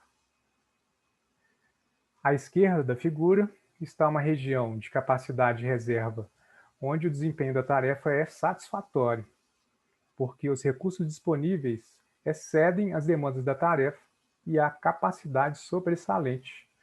Essa região reflete condições de demandas de tarefas relativamente baixas, onde o mental workload é inversamente relacionado à quantidade de capacidade de recursos sobressalentes, ou seja, quanto maior a quantidade de recursos sobressalentes, menor será o nível de mental workload. Movendo-se para a direita da figura, entende-se. Entra-se em uma região onde o mental workload é representado como sendo inversamente relacionado ao desempenho da tarefa, ou seja, quanto maior o mental workload, pior tende a ser o desempenho da tarefa. Para ficar mais claro, podemos dizer, de maneira geral, que quanto maior a demanda de recursos cognitivos impostos pela tarefa, espera-se um maior nível de mental workload gerado durante a performance. E na medida que a demanda de recursos atinge o limite de processamento, o desempenho geralmente diminui, os tempos de resposta e os erros aumentam, a variabilidade de controle aumenta, menos tarefas são concluídas por unidade de tempo e há menos capacidade residual para lidar com outras questões. Agora que entendemos todo esse processo, né, o mental workload pode ser definido como a proporção da capacidade mental de um operador humano que estão ocupadas durante o desempenho de uma tarefa. Recurso mental finito individual que o sujeito utiliza para desempenhar uma tarefa sob condições operacionais e ambientais específicas, e também como o nível de recursos de atenção necessários para atender a critérios objetivos e subjetivos de desempenho que podem ser mediados pela demanda da tarefa, suporte externo e experiências passadas. A alocação de mental workload é um fator crítico para manter o desempenho cognitivo sob várias demandas. Ele surge da interação entre as propriedades da tarefa, que incluem a dificuldade, a monotonia e os tipos de recurso que envolve, o ambiente em que é realizada e as características do operador humano que realiza. De maneira geral, né, já sabemos que quanto maior a dificuldade da tarefa, ou quanto maior a demanda de recursos impostos pela tarefa, como, por exemplo, a performance habilidosa de instrumento musical, espera-se um maior nível de mental workload gerado durante a performance. Porém, esses níveis podem variar de acordo com o sujeito. Diferentes pessoas podem experimentar diferentes níveis de mental workload sobre a mesma circunstância, devido a diferenças individuais na personalidade, cognição, capacidades, esforços, habilidades, experiência anterior, consciência situacional, fadiga, motivação e vigilância. Da mesma forma, podemos dizer que a realização de diferentes tarefas motoras pelo mesmo sujeito irá interferir de forma diferente na demanda de mental workload. Porém, um fator determinante neste contexto é a quantidade de prática acumulada pelo sujeito, pois o refinamento dos processos neurais subjacentes ao mental workload pode representar uma redução gradual da dificuldade da tarefa funcional experimentada pelos indivíduos, à medida que se tornam mais proficientes durante o aprendizado. Assim, quanto mais experiente o indivíduo se torna em uma tarefa, mais recursos cognitivos, como atenção e memória de trabalho, serão liberados e menor será o nível de mental workload. Dessa forma, quanto mais uma habilidade dispuser de forma automatizada seus mecanismos de controle motor, menor será a demanda de mental workload. São parênteses, a automatização é um termo usado para indicar que uma pessoa realiza uma habilidade ou se envolve em uma determinada atividade de processamento de informações com pouca ou nenhuma demanda sobre a capacidade de atenção. Os procedimentos altamente automatizados captam a configuração correta no estágio de programação da resposta, enquanto o executante está livre para direcionar sua atenção a outros processos no estágio da seleção da resposta. Dessa maneira, observa-se que a velocidade no processamento, aliada à capacidade de absorver e lidar com novas informações, é um dos principais elementos para a realização de uma habilidade rápida e fluente. Bom, o ambiente em que a tarefa é realizada também pode influenciar o nível de mental workload despendido. Condições ambientais diferentes, como temperatura, luminosidade, ruído e vários outros agentes distrativos, podem exigir do sujeito formas diferentes de realizar a tarefa. Por exemplo, dirigir na chuva, à noite, com tráfego ou sem tráfego, ou dirigir ouvindo música. São condições ambientais diferentes que podem afetar o nível de mental workload. Assim, em situações não familiares, o mental workload tende a ser elevado, devido ao planejamento consciente das novas condições ambientais onde a tarefa será realizada. À medida em que as condições se repetem, ou seja, à medida que o ambiente se torna familiar, o mental workload do performer tende a diminuir, a não ser que as propriedades do desempenho, por exemplo, a dificuldade da tarefa, não estejam de acordo com memórias de experiências passadas no ambiente. Por exemplo, eu dirijo na MG30 BH Nova Lima praticamente todos os dias. É um ambiente bem familiar para mim, portanto, o mental workload tende a ser baixo durante todo o trajeto, mas se porventura a estrada sofrer deslizamento de terra, desvios, aparecer uma série de buracos na pista, a dificuldade da tarefa não estará de acordo com as memórias que eu tenho do trajeto. Assim, o mental workload tende a aumentar também. O mental workload, assim como o desempenho, é significativamente afetado pela combinação dos efeitos da pressão do tempo e do estado de alerta do performer. De maneira geral, a pressão do tempo ativa um componente emocional do sujeito, tendo um efeito indireto sobre o mental workload. A pressão do tempo cria um conflito entre o tempo imposto para a conclusão da tarefa e o tempo que realmente leva para a tarefa ser realizada, o que pode levar o indivíduo a altas reações emocionais, como o aumento da ansiedade, da demanda por recursos atencionais e, consequentemente, o aumento do mental workload durante a performance. E, para finalizar, um outro fator que pode interferir na demanda de mentor load é a manutenção do estado de alerta a longo prazo, também conhecido como situações de vigilância. Isso acontece, por exemplo, nos trabalhos operacionais por tempo prolongado. Nessas situações, o tempo de reação e a detecção de erros aumenta em função do tempo em que a pessoa deve manter o estado de alerta. Dessa forma, o desempenho deteriora quanto mais tempo o indivíduo precisa para se manter vigilante à possibilidade de dar uma resposta ao detectar um sinal imediato, pois a atenção requer esforço mental que pode levar o indivíduo à exaustão e à deterioração da performance. Bom, era isso que eu tinha a dizer. Agradeço a atenção de todos. Meu e-mail também está aí, quem quiser entrar em contato. Obrigado. Obrigado, Léo. Acho que é importante ressaltar, né? O Leonardo, formação dele, você é bacharel em música, Léo? Eu sou mestre.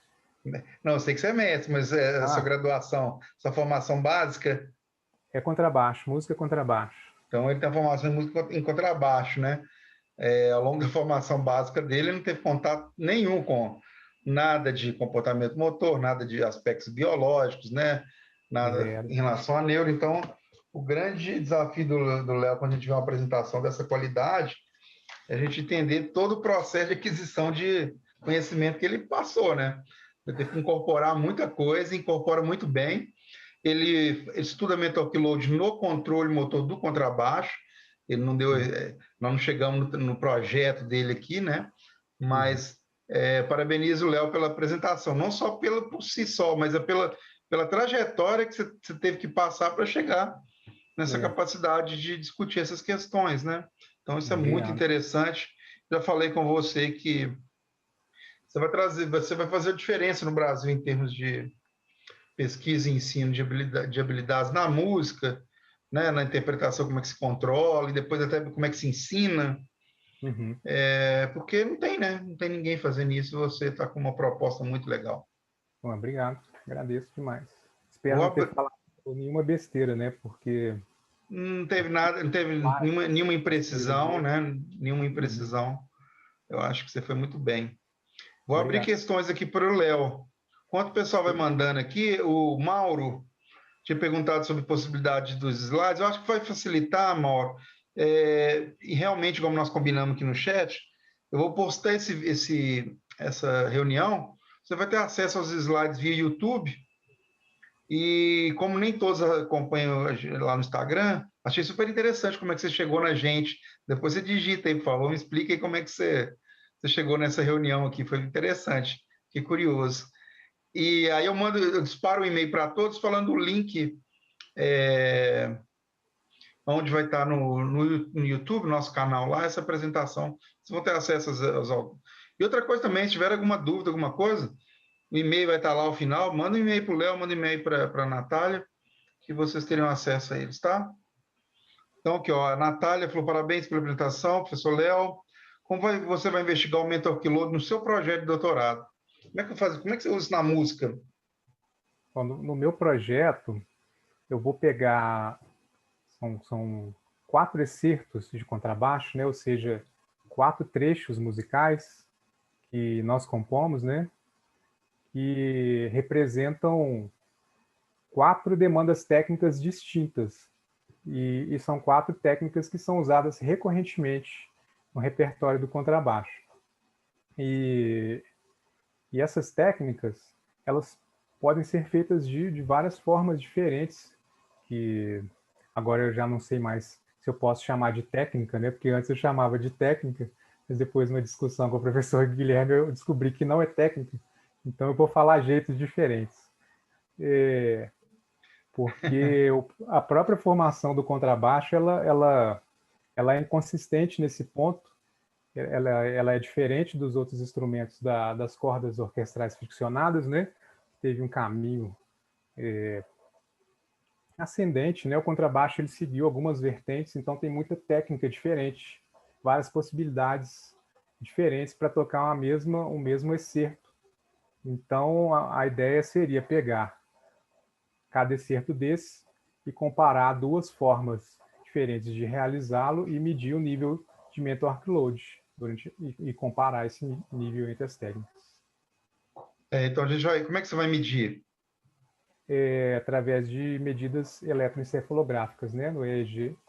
Eu não sei se eu comi mosca. Você chegou a falar da medida, Não não, né? falei, não falei, Então, é não. importante falar. Existem Tá. várias formas de medir o mental workload, né, Léo? Quais são as formas de medir o mental workload? Acho que você pode ajudar o pessoal que não tem muito contato. Tá, o mental workload pode ser acessado por medidas fisiológicas, como, por exemplo, o eletroencefalograma, né, que mede corrente elétrica, né, resultante do processamento, né, no sistema nervoso central, através de medições da pupila, né, batimento cardíaco, deixa eu ver se eu lembro de outros. Esqueci como é que chama, mas é pelo grau de sudorese, né, que você tem. Eu acho que é uma medida de rugosidade da pele, eu não lembro muito Uma coisa bem. galvânica, alguma coisa assim, né? É isso mesmo. E através de medidas psicológicas também, como, por exemplo, a aplicação de um questionário, né, de NASA, TLX, e o outro questionário, eu esqueci o nome também, que é bem comum. Para quem não conhece, o NASA TLX é uma forma de você investigar mental workload, né? Mais barato, mais acessível. Onde o executante faz a tarefa, né, e ele mesmo vai respondendo algumas perguntas relacionando a dificuldade que ele teve em relação à tarefa, né, de demanda mental, dificuldade física, esse tipo de coisa.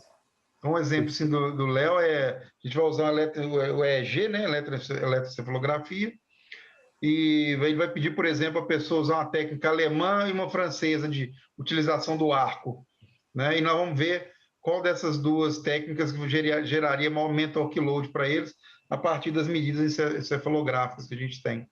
Né? Tem uma outra forma de medir também, que é pouco usado e eu vejo pouco escrito também, que é a medição da performance, né? Ele coloca fazendo uma tarefa primária e vai acrescentando uma tarefa secundária em cima e vê até onde há interferência, né? O grau de perda que você tem pela interferência é ótimo, bem legal. Antes de passar para a Paula, o Mauro falou que ele procurou, veio no Simpla, pesquisou neurociências e achou. Falou que ele é apaixonado pela neuroeducação. Então, que bom que você achou a gente aqui.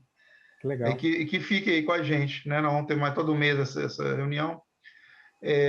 A Bárbara, a Bárbara é assim, de Paula Ferreira Bárbara, né? Aí ela mata qualquer um aqui. A Bárbara fala o seguinte: professor Léo, parabéns pela excelente apresentação. Você poderia falar um pouco sobre a relação entre mental workload e aprendizagem de instrumentos musicais? Há alguma particularidade para a aprendizagem na música? Olha, eu já li pouco sobre esse assunto, mas o que eu já li fala que quanto maior o nível de mental workload, isso em fases iniciais do aprendizado, né? Quanto maior o mental workload, maior é a aprendizagem, por causa do processamento de novas informações e tudo mais. Por exemplo, um outro fator seria o momento da instrução do professor para o momento e a quantidade de feedback, né, da instrução do professor para o aluno também interferiria no mental workload e, consequentemente, na aprendizagem do aluno. Estou tentando lembrar de outras aplicações, mas acho que agora me fugiu. Eu tinha até feito uma questão mais ampla, que era assim, questão da pedagogia. Como você poderia favorecer a pedagogia a partir do conhecimento que você tem de mental workload, né? Então, você acabou de falar aí, é criar condições de prática para o aluno que facilite o desempenho dele, né? Ou seja, que diminua essa carga atencional, perceptiva, motora, de forma a facilitar a automatização dele, né? Eu faço isso muito com meus alunos e também faço isso, né? Eu estudo dessa forma, por exemplo, se você pegar um método de contrabaixo, ele é completamente engessado, né? Por exemplo, escala de sol maior, você vai colocar o dedo 2 no sol, lá corda solta, si, dedo 1, dó, dedo 3, e E é assim desde 1700 e alguma coisa, sabe? Então, terceira vez que o aluno fizer essa escala, ele já automatizou isso, né? Então, eu sempre peço para os meus alunos, a princípio, depois que tiver estabelecido, óbvio, né? Senão você causa certa confusão, mudar dedilhado das escalas, mudar padrão de arcada. Claro, por exemplo, recital é amanhã, eu não vou mudar meu sistema de arcadas que eu demorei meses aqui para fazer, né? Mas na medida do possível eu estudo todas as arcadas possíveis aqui nas peças, de todas as formas, até mesmo porque eu sei que o recital é muito estressante, o mental workload vai estar lá no alto e eu preciso ter capacidade Motora para poder... e capacidade disponível para lidar com qualquer imprevisto, né? Então o Legal. workload não pode estar lá em cima, ele tem que estar razoável dentro de um limite, né? Claro que a atividade exige muito mental workload, ela não vai abaixar tanto, né? Legal. Então, por exemplo, se eu erro um dedilhado ou marcado ali em cima do palco, tanto fez, tipo assim, foi a forma que eu estudei. Pois se eu estudo engessado, né, é esse dedilhado, é essa arcada. Tem até posso até citar um exemplo de um recital que eu fiz. Eu convidei um amigo meu, um amante da música, né, mas ele é meio jecão, assim, sabe? Aí, e é comum nos concertos eruditos, entre os movimentos, você não pode entrar na sala, né? Você tem que esperar acabar o movimento, abre a porta e entra. E ele chegou no meio do movimento, era uma peça complicada também, já meteu o pé na porta, e a porta range, faz aquele barulhão, que era todo mundo olhando para trás, né? Nesse momento, se eu não tivesse concentrado, tivesse capacidade ali para lidar com novas informações, já era, né? E não satisfeito, ele veio fazendo barulho com o sapato, sentou e começou a tirar foto com flash em cima de mim. É claro que eu tive que agradecê-lo, né, depois Totalmente Joselito sem noção, né? Pois é. Mas seria um exemplo de mental workload aí, né? Se ele tivesse no talo aí, no limite, excedendo minhas capacidades, eu certamente ia escorregar notas e tudo mais. Né? Eu acho que assim, essa é a grande questão. Quando você está muito no início, lá no início da aprendizagem, como você diminuir os recursos, né, para facilitar o aprendizado. E lá na Sim, frente, claro. quando você está avançado, como você, às vezes, impor um pouco mais de empurrar os limites, ou seja, aumentar a dificuldade, para te dar alguns graus de capacidade de adaptação mesmo, né? Quando aparecer essas novidades, essas perturbações que te pegam de surpresa, você está com o sistema pronto para suportar, né? Por exemplo, tem aluno que eu sei que ele não vai dar conta de uma nova informação, sabe? Por exemplo, se ele estudando uma escala, se eu peço ele, vamos fazer essa escala com esse padrão de arcada, vamos fazer com esse mais não. Eu já sei que eu não posso cobrar a afinação dele mais, porque eu sei que a afinação vai embora, porque ele vai começar a prestar atenção na arcada e não vai mais prestar atenção, né? Então, eu tenho consciência disso muito pelos meus estudos, né? E experiência de sala também, né? Mas eu sei que eu estou exigindo dele, não posso exigir dele mais informação que ele pode processar, né? Você já deu umas dicas, a Bárbara acabou falando assim, eu falo isso também, aprendizagem de instrumentos musicais demora muito tempo, né? Por questão da complexidade, como outras habilidades esportivas, ou dirigir também, que é outra habilidade exige muita gente. Parece alcançar os estágios mais avançados, mas acho que você englobou bastante coisa aí na sua questão. Não sei se eu vou falar corretamente o nome, Harrison ou Harrison, te parabenizei, falou que foi muito bom, obrigado pelo Obrigado, feedback. Douglas falou, professor Léo, parabéns pela trajetória, gostaria de saber como que você iniciou os estudos em neurociência e em mental workload no doutorado, sua trajetória, como é que você caiu nessa? Como é que eu caí nessa? Como é que eu caí de paraquedas aqui? Não, na verdade, a história é longa, né? Eu vou encurtar um pouco. Eu sempre não, né? Teve um determinado momento da minha vida que eu não tocava baixo acústico ainda, eu tive muitos problemas musculares para tocar. Inclusive, eu fiquei um ano afastado do contrabaixo, tocava contrabaixo elétrico na época, sem conseguir pôr a mão. Conheci um grupo muito bacana aqui de BH que chama Exercer. É um grupo especialista em tratar lesões de músicos. E, na verdade, começou daí assim, a curiosidade, né? E a querer estudar, e eu ainda tenho isso, tá? Na verdade, eu tenho um limite. Eu não consigo estudar, por exemplo, 6 horas no instrumento, é impossível para mim. Então, a minha vida inteira eu fiquei procurando formas mais eficientes de estudar. E eu achei o pote de ouro, né? Que foi o professor Fausto, né? Que já tinha a parceria com o Guilherme na área de comportamento, né? E O fui... professor Fausto é o professor de contrabaixo, né? Da escola Pois de é. música, né? Uhum. E fui partindo por esse caminho. Então, no mestrado, por exemplo, eu fiz uma área que foi mais cinesiológica, né? Não tão profunda, né? Mas uma revisão básica de literatura, mas deu para eu compreender a forma como o sistema muscular ia atuar ali, né? De forma básica no contrabaixo. E agora, no doutorado, essa questão interna, né? De como que são controlados esses movimentos e como é que eu posso usar isso, né? Para me fortalecer mesmo, para aprender a tocar melhor com menos esforço, consequentemente passar isso para frente, né? Ensinar melhor também. Um resuminho, assim, a história é bem mais comprida que essa. Mas é uma história legal, cheia de... Sempre tem os das nuances, né, os detalhezinhos que acabam te levando para um lado ou para o outro, mas isso é muito bacana. E é claro que o pote de ouro estava o Guilherme também, viu, gente? Que a Você parceria era Fausto. deu azar de me encontrar, deu sorte de encontrar o Fausto, eu vim de tabela. Fausto é um amigo já de décadas, né? Então, essa união de comportamento motor e música. Aliás, comportamento motor está em qualquer área, né?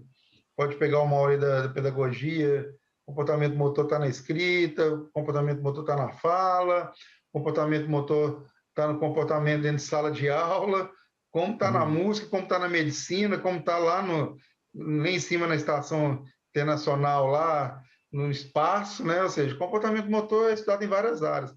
E a mente aberta do Fausto é que trouxe essa possibilidade, né, de abrir conexões com o comportamento motor e foi gerando essas coisas legais, como a presença do Léo, que acho que vai ser um representante acima do Fausto, porque o Fausto ele consegue falar algumas coisas muito legais de controle motor, somente de uso de informação sensorial, mas o Léo vai para além, porque ele vai para neuro, ele vai discutir coisas de processamento de informação, de áreas, ele vai conseguir discutir, né? Ele vai ter que dominar um pouco da parte eletroencefalografia, então você vai é uma geração futura que vai se falar sobre música e pesquisa sobre música que vai fazer muita diferença. Eu não consigo me ver acima do Fausto jamais, mas... Não, mas são elementos diferentes, né? Eu acho que exatamente isso. O tipo de conhecimento que você está trazendo, ele não tem. Então, agregar ao trabalho dele, né? Somar. A gente apoia nos ombros dos outros, né? Então, você está apoiando os ombros dele e vai avançando, né? Toda vez que um aluno me passa, posso falar vários que estão aqui que já me passaram em várias coisas, eu fico super satisfeito deles me passarem mesmo. Sinal que eu fiz o que eu tinha que fazer, né? O Carlos Henrique, né, Fernandes, Carlos é músico também, né? Se não me engano, a base dele é percussão, né? Falou, muito bom, parabéns aí, professor Leonardo. É o irmão da Lid. Esse Carlos, eu conheço Carlos bem. Estuda, faz mestrado na escola de música, né? Da FMG, na percussão. Deixa eu ver seguir aqui, que eu meio que me perco. João, parabéns pela apresentação. Léo, é possível assumir que os músicos integram tato, sinestesia e audição para realizar o controle qualificado durante o manuseio do instrumento musical? Sim, acho que sim. Acho que o Fausto faz isso bem, né? Mais que isso, né? Tato, informação visual, né?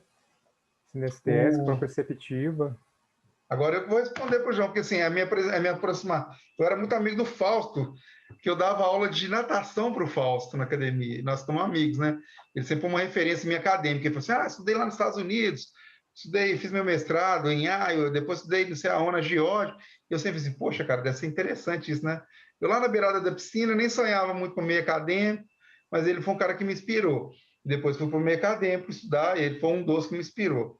E depois eu gostava de música também, porque né, sempre foi sou um amadorzão mesmo, mas sempre gostei de conversar com ele sobre música. E aí ele me conta que ele tinha uma técnica, um método de utilização de informação visual no instrumento.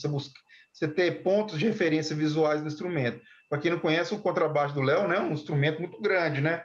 Instrumento que vem, é difícil até de você carregar. Então você tem muita área de contato ali, muito ponto para ver, né?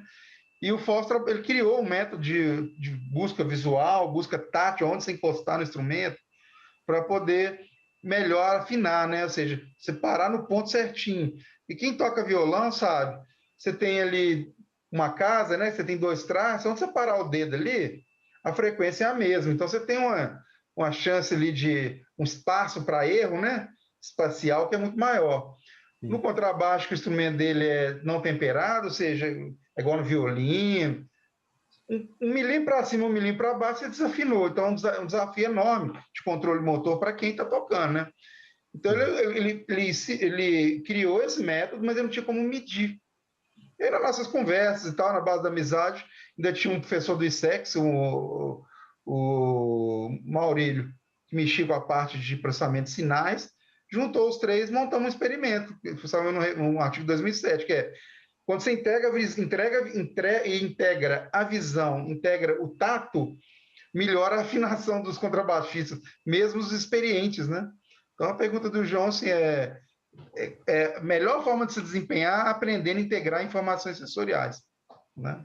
Isso não serve só para música, serve para outros experimentos. Já fizeram como no tênis de campo, três jogadores de nível nacional americanos, universitários, jogavam, às vezes, sem audição. Eles colocavam ruído com fone e tal, e eles perdiam mais, né? Aí você podia falar assim, poxa, mas para tênis, informação auditiva é tão importante, não, o que importa é a informação visual e tal. Mas esses caras, com anos de prática, muita experiência, o que eles aprenderam? A integrar a informação visual com informação auditiva. Então, quando você retirava a informação auditiva, você perdia ali, informações que, mesmo inconscientes, que eles usavam para controle motor, tipo velocidade da bola, né? O quicar da bola, o barulho da rebatida lá na raquete do adversário, são informações importantes para eles. Então, a melhor forma de se desempenhar, mesmo um expert, com certeza é integrando informação sensorial, né? Quanto mais eficiente ele integrar essas informações, melhor. Eu acho que vou fechar, Léo. Não tem mais nenhuma questão. Não, peraí, desculpa, estou comendo mosca aqui. O Harrison ou Harrison, desculpa, tá? Se eu estiver falando, a minha pronúncia não estiver adequada. Se for Harrison que eu conheço, é Harrison. Harrison, Bezerra. Você conhece o sobrenome dele? Não conheço. Mas pode ser o Harrison, então. Harrison. Ele falou história motivante, parabéns. Também concordo, viu, Harrison? É bem bacana. O Mauro, viver é movimento, concordo plenamente. Né? Movimento é a única forma de a gente expressar tudo que passa aqui dentro, não tem jeito. O Carlos, professor Leonardo, gostaria de saber como você pensa o workload no âmbito da improvisação musical, visto que, por mais que se pratique, é uma atividade com certo grau de imprevisibilidade. Pergunta legal. Sim. Eu vou no mesmo caminho, né? Então, quando você improvisa, você tem que lidar com muitos imprevistos, né? Você tem que seguir, ouvir muito seus companheiros que estão improvisando, né? Então, quanto mais capacidade você tiver ali de reserva, né, para lidar com esses improvisos, melhor. Então, quanto mais você tiver, por exemplo, não vou falar programas motores, né, mas repertório motor. Frases feitas na sua cabeça, né, para você não ter que pensar muito para que nota eu vou ali naquele momento, melhor. E a melhor forma de fazer isso é estudando, obviamente, né, mas quanto mais internalizado tiver esse processo, né, mais você vai poder interagir. E, por exemplo, o contrabaixo ele casa muito com a bateria, né? E eu vou junto, assim, né? Então, o baterista fez uma virada inesperada ali, meu improviso vai com ele, né? Se eu tiver com uma capacidade ali no limite, eu não vou conseguir, né? Então, é criar esse repertório interno, né, de frases, tonalidades, tá em dia, né, com o estudo de escalas, arpejos, estudo da harmonia, né?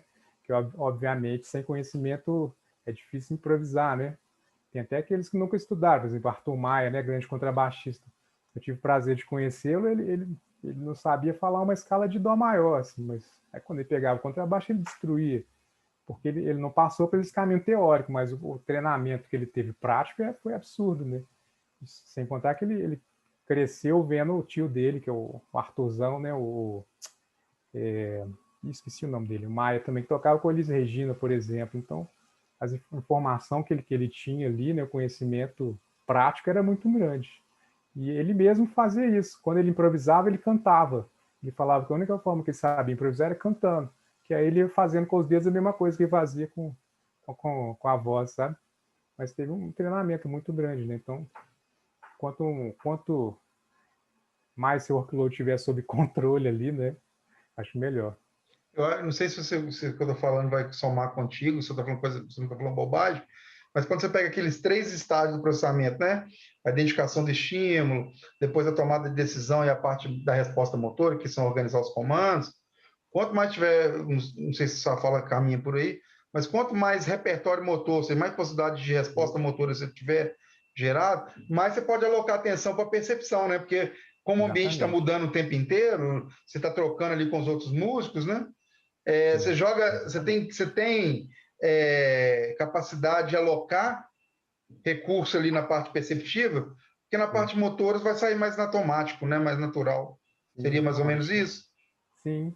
E eu acho que outra coisa que ele pode pensar, também esqueci quem fez a pergunta, foi Carlos? Foi o Carlos, Outra coisa que eu pensaria também, Carlos, é um limite técnico aí, né? Para a técnica não ser um problema, né?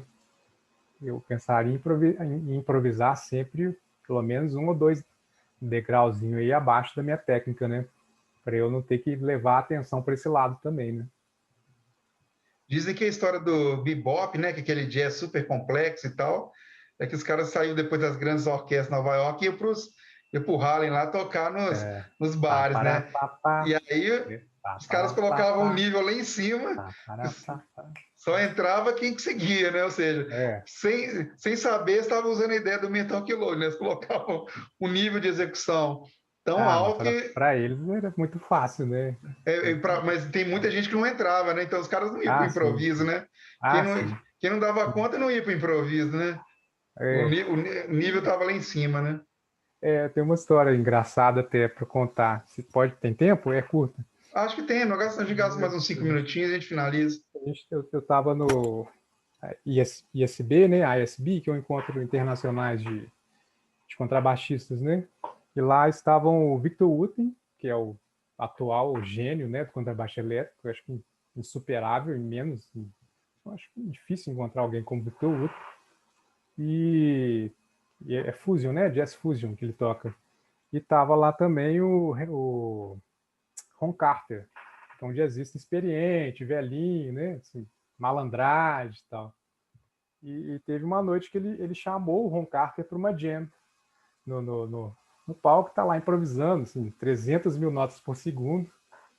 Aí, vou chamar o Ron Carter. Aí o Ron Carter subiu, ele olhou assim, aí ele parou e pensou, cara, da onde que eu tirei que seria uma boa ideia improvisar do lado de Ron Carter, né? Ele ficou olhando assim, tipo... Aí o Ron Carter chegou e dava 3 notas, assim, destruía ele, assim, com 2, 3 notas, sabe? Colocava as notas no lugar certo e ele lá, 300 mil notas por segundo. Gastando energia, né?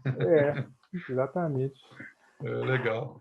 Para a gente fechando aqui, o João só falou porque ele acha que fez aquele argumento, seria um argumento que ele perguntou, por que algum músico vai apresentar um nível de esforço cognitivo menor, mas a questão, João, está tranquilo, porque a análise dele é intrassujeito, é o mesmo sujeito tocando as 2 técnicas, né? Então não vai comparar um sujeito com o outro, então a integração que ele usa sensorial já é igual, porque é o mesmo cara tocando em diferentes condições, né? Então a análise do mental load é intrassujeito, não intersujeitos, né? Macedo coloca parabéns ao grupo, aos palestrantes, muito rica a aula, ótima ideia realizar reuniões abertas. Eu que agradeço a participação, né? Espero que esse mês que vem, no dia 24, todo mundo esteja de volta. O Carlos agradeceu. Eu acho que vou te agradecer também, Léo, agradecer a presença de todos, tá? Eu achei que foi uma experiência, para mim, extremamente rica. A gente mantém mais ou menos o esquema do grupo, né?